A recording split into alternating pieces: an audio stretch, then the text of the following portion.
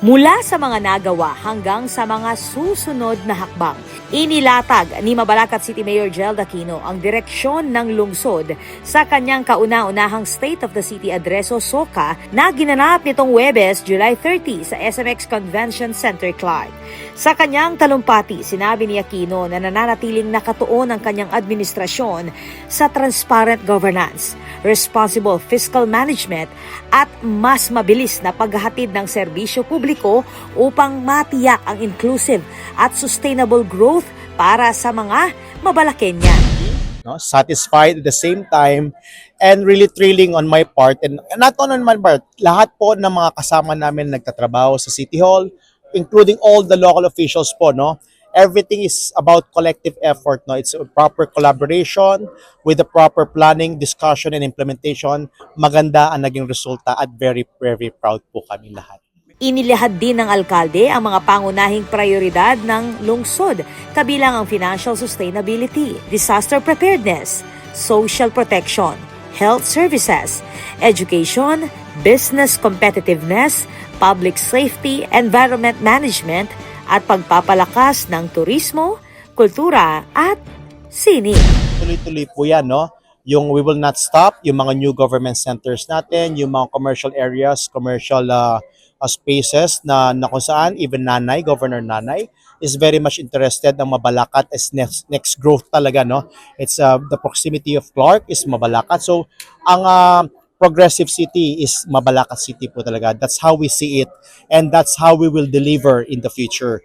So expect mga more establishments, more buildings, more infra projects. This will be developed in the next coming years, and of course mag-start na po ako this year until the next years to come. Ayon kay Aquino, ang mga ito ay magsisilbing gabay sa pagpapatupad ng mga programa at proyektong magpapabuti sa kalidad ng buhay ng mga residente at magpapalakas sa pagiging competitive ng Mabalacat.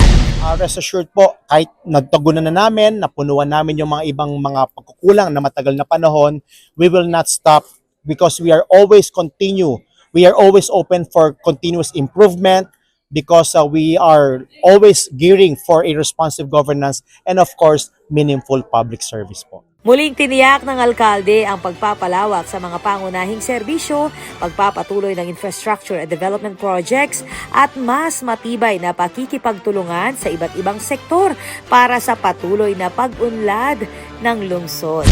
Ang mga minamahal naming Mabalakenyans, ngayong araw na ito ay na-deliver ko po ang aking first State of the City Address. Sana po ang ginawa nating aksyon, ang ating pagtatrabaho ay nagbunga ng maganda para sa ating syudad ng Mabalacat.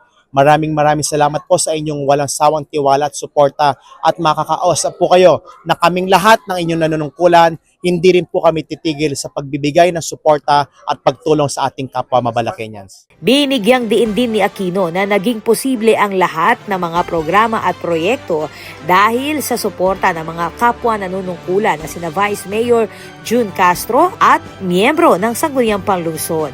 Ang SOCA ay dinaluhan ng mga opisyal at empleyado ng LGU, mga kinatawan mula national government agencies, NGOs, business sector, civil society organizations, community stakeholders at ang pamilya ng alkalde. Ako po, Patricia Mamangon para King News Force Pampanga. Balitang tutuking Balen, susuyo.